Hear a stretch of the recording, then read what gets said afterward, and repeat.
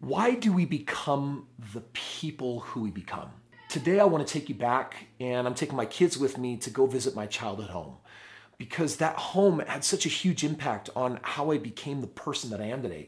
How did I retire at age 26? How did I create all this wealth? Well, that wasn't my childhood upbringing, so I'm going to take you back on a little journey today and kind of share with you what that was like.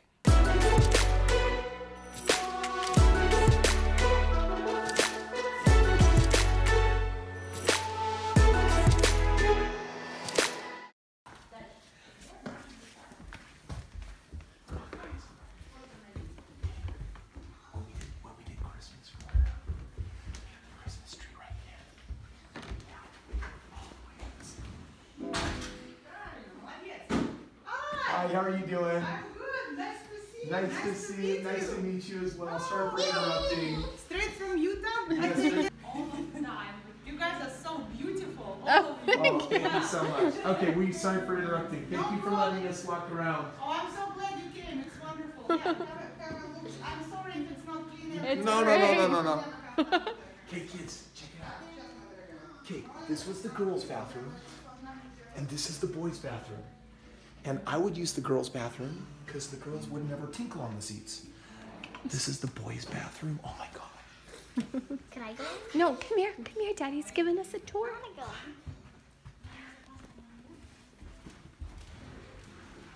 This is the window that Gary, my dad, had to manhandle Gary Opu and get him out the window. Wait, what? I sat on this toilet after my surgery, yanking on my catheter without popping it. And I was in agony. Oh my gosh. My dad built these cabinets. These are originals. My dad handcrafted all of this. All of this. But it's in great shape. No. We need to go that way. I want to tell you whose room is whose. There's so much emotion for me about visiting my home. I haven't been there for such a long time. I think one of the things that made such an impression on me was my entrepreneurial father. He came from a very different world. He's German, and he moved here in his 30s. He met my mom, and they had a big old, huge 9-kid Mormon family. And you know, my dad built his dream home, a 6,500 square foot home on 5 acres of land. Those were things that he didn't have growing up. When he came out of Germany, you know, it was nothing but misery. When he came here, his childhood was filled with, you know, probably some good memories, but just so much sadness from the post-World War. He lost his father during the war. You know, one winter they survived because my dad pulled rotten potatoes out of the ground, and that's what they ate. And to this day, he loves his potatoes for that reason. You know, my dad is an amazing, loving, very special man. And so, you know, for him, entrepreneurship was his path. And it's kind of strange because my dad told me growing up, he said, son, don't be an entrepreneur, don't be a business person. Do what I didn't do. Go to college, get a degree, work for somebody else. It's a better life. And, you know, even though I didn't find that to be true, I tried to honor my father in that path when I went to college, but, you know, things changed dramatically. It's so amazing that so much of this house still stands just the way my dad created it. It's amazing. There's something emotional for me about actually, you know, touching the woodwork, and yet also taking my kids and showing them my bedroom and climbing up the ladder and showing them the loft. Like, my dad gave me that gift when I was 8 years old. It was like summer, but it felt like Christmas. It was magical. It was pretty incredible what he was able to come to this country and create. They took up the bunk bed, but they kept the shrunk. My dad built this. He had built a table. This is the shrunk he built. This is where my bed was. This is a built-in ladder. My dad built this. Can we go up? Sure. I'm sure the people don't mind. Let's go. Isn't that a cool thing that Grandpa built? Yes. I love this. Whoa. Secret hideout. What out there? Oh, that's not good. I like to go in. Whoa, look. Wait, what's through there? It just goes into Mike and John's room. Oh, okay. We're gonna go into the other room For me. and check it out. Guys, wait for me. All right, Mike and John's room. Are you guys up there? Are you guys up there? Kaiser, there you are.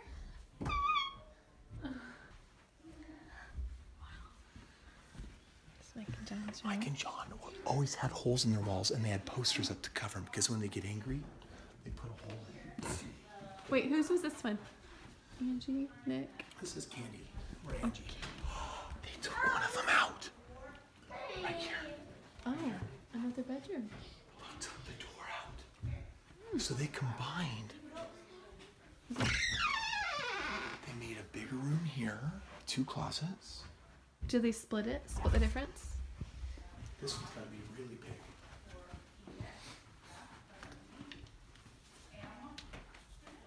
Yeah, they just wanted to make it bigger. They made 2 big ones instead of 3 small ones. So we had 6 bedrooms for all the kids on this hall. Now at the end, like, look, just look at the trees. They're screaming through the windows. We were cruel. We would take our cats and we would drop them out of that 2-story window, and we would just watch them. Yes, they would land on their feet. I don't think they ever broke bones, but I kind of feel a little bit bad about it. But it's kind of funny. Daddy, how does this car work? We had, don't own it. Okay, so right here we had a built-in couch that my dad had all along here. And then we had the TV right here. The Nintendo was right here in the corner. When Super Nintendo came out, this is where we had it. When regular NES came out, we were at the opposite end behind the couch. I'll never forget. How do we turn this on? So we're not playing with it. Oh my gosh. What a superstar stud Demetrius to let us go through this. This is amazing. Come. Okay, this way. No. Come on. Okay, come. This is too hot. Okay, you have to be very quick. They have a lesson, but I want to show you the kitchen. Be very quiet. Come here.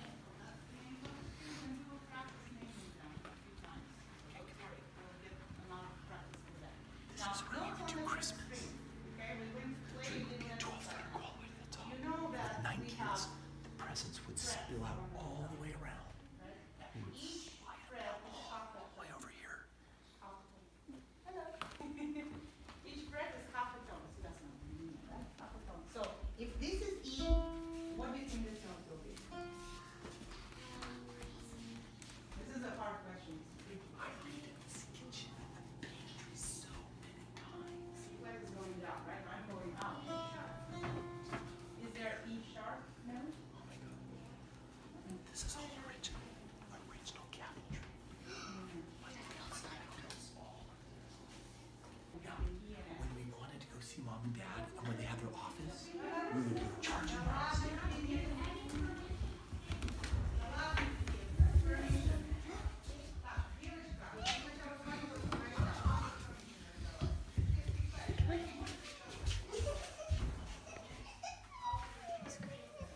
What's wrong, buddy? Please don't. I have to go all the way back up. You're okay. Again. Hey, look at me. We don't cry about that. That's okay. Hey, come here. This is my parents' room, and those shades are open. When I seeing that bedroom that my parents lived in was the place where I stood as an 8-year-old boy when I overheard my parents arguing about money and debt. And I remember, my dad's German, my mom's Irish, and that was always a recipe for passion and anger and frustration. And that's actually the place I remember standing exactly where I stood in that room as I was listening to them yell in the office right next door. When I made the decision, when I grow up, I'm going to find enough money to take care of my family, and I'm going to take care of my parents, which is amazing now. They've been living with me for 8 years, and I give them a place to live, and every month I'm blessed to be able to write them a check, and I send them on trips and vacations and able to take care of hearing aids and the different things that they need, and it's like this huge blessing for me. And yet I'm going back to that place, 8 years old, when that decision was made. That's a big part of the why I said, you know what, I'm not going to be a doctor. I'm going to figure out this real estate, this entrepreneurial thing. I've got a reason big enough that is motivating me to figure this out. And it's so weird for me now to be on the other side where these years and for the rest of my parents' life, being able to honor them and take care of them is like, it's in fulfillment of a boyhood dream. But I think also, who wouldn't want to, if you love your parents or have loved ones, who wouldn't want to financially make enough money to be able to take care of those that you love? Forget the fancy house and the nice cars and traveling around the world. There are some things we can do with money that carry so much meaning. And, being able to step in and help my parents out is for real. Like, it's probably one of the best things that I ever have done with my money in my entire life. It's amazing. Part of what made my childhood so magical was just I felt so proud of my father for being able to build that house just the way that he wanted. He got to, build his bedrooms for his kids, the way that we did Christmas and stuff. Even though my parents financially, speaking of my children, when I look at the way that my parents had their financial struggles, my dad struggled with his business to get it to be as successful as he wanted, and whether they had to go in debt or not, they would find a way to, take care of things. And strange thing is, in the neighborhood, the kids that I went to school with all thought that we were rich because my dad had built this big house on this property. And that made an impression on me, even though my dad had his moments where he would work hard, 12, 14-hour days. I also saw that he got to control his destiny. He was often home when he wasn't working, or if he had a roofing job for his crew and it was raining outside, my dad had moments where he'd also be around. So I got to have time with him. So it was often like work hard, play hard, which is frankly a lot of the way I like to actually run my life. Is I like to play a lot now, a lot more these days than I ever used to. But I love my working hard. And that property that you're looking at right there, walking those grounds, that is where my dad taught me to work hard. I hated taking Saturdays to like groom the hillside and pull the weeds and spread the mulch and fill the potholes. But that was actually a huge part of my dad forming me into the man that I am today, because, dude, right now I'll buckle down and do anything that feels right to create success and happiness and joy for my family, for myself, for my loved ones, for the different charities that I support. And it's easy for me. There's a lot of people I know these days that have a hard time working hard. They want it easy. And trust me, if you subscribe to this channel, I'm going to show you all sorts of shortcuts and easier ways to live life that you want and do the things that you want. But there are times when sometimes it just comes down to, can you buckle down and do the hard things? That's been a huge part of success for me. The boys used to scare the girls by making them, throwing slugs at them and stuff like that. How big? What color? Do they have some animals here? Oh, it's an artist barn. Hi, how you doing? Look at this incredible art. So this is an art workshop? You're the artist. Yeah. I'm Kris. How are you doing? Look at this, guys. Okay, don't touch anything. This is an artist workshop. On the property. So, Tom, did you see a lot of the paint and the artwork that was up in the house? Yeah. Amazing. That's awesome. This is amazing. Wow, this makes barn is nice, but the barn came after we moved. But perfect for the studio. Yeah, so he does all the stage props and backdrops and everything for the stage shows. Wow. That's so cool. You guys do magic. That's awesome. That just creates a magical energy for the Okay, for these so the kids. people before built the barn. Yeah. Ooh, look at that. So do you paint this? Yeah. It's amazing. Amazing. Yeah, it's incredible. It's not done yet. My girls like art, right? You want to be an artist someday? Wow. Perfect. So what was here?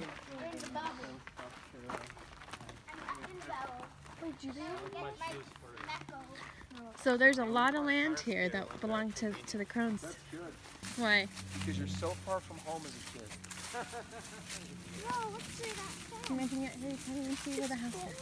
Poison ivy through that. Don't want my game to get poison ivy. Yeah, these are poison, guys, this is poison ivy. Careful. Okay, don't touch. There's poison ivy right here. I'm scared. No, don't touch the spiky leaf. This one, just don't touch it. Just go straight. You'll be okay. Just go straight through. Dude, I love the woods. Oh my gosh, like nature has had such a huge impact on my life. Frankly, succeeding in business and making money, I love that with money we can do good things. And for me, money has been an enabler to return to nature. It's been an enabler to live where I want and how I want. It's been an enabler to travel and see the world and show my kids. In a couple of days, I'm on an airplane. I'm taking them out to Cannon Beach, just outside of Portland on the Oregon coast, where my family would vacation every year. So we can walk those beaches and make sandcastles, and they'll swim in the water like it's really warm, and I won't touch it because it's actually freezing. And financial abundance has made all of that possible. So taking care of my parents, taking my kids where I want to go, but being in nature, like for me, it is amazing how cheap that is. It's really more of an investment of time more than anything. And it lights me up inside. Trees. I must be a tree hugger. I don't know what a tree hugger is, but I think I'm one. Throw things in there. Yeah. We would, he stopped it up on that side, and I would make rafts and try to cross it. Although it's just really a boggy little thing, but just perfect. This is such perfect exploration for a child. Do you see all the moss, Stuff, poison ivy. the trees back here? Clint, is exactly the way that I remember this. We would play night games. We had coyotes that would come on the property. Dad, could we go in the tree house? Oh, No, I'm gonna take you to something I built. I don't know if it's still there. We're gonna So see. someone else built that one? We lost so many cats to coyotes, I see. and Where's the pet but cemetery? growing up, we always had a lot of cats, and we had some dogs, and we usually found in these tree groves is usually where we found a place to bury the animal. Daddy, the leaves with the It's a little spikes unsettling on it. sounding, but Dad, the leaves with the spikes on it, is that poison ivy? it is. Come walk around here. Okay.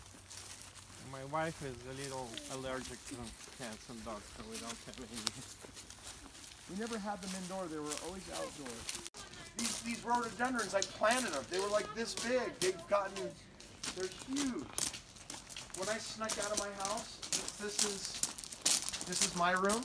So I would just hold the ledge and I would let myself down when I would sneak out. What? And what will you do? That's smart. Dad, why would you sneak out? Just a couple of times when I was being a bad boy. Danny, come this way. This is the way you would go.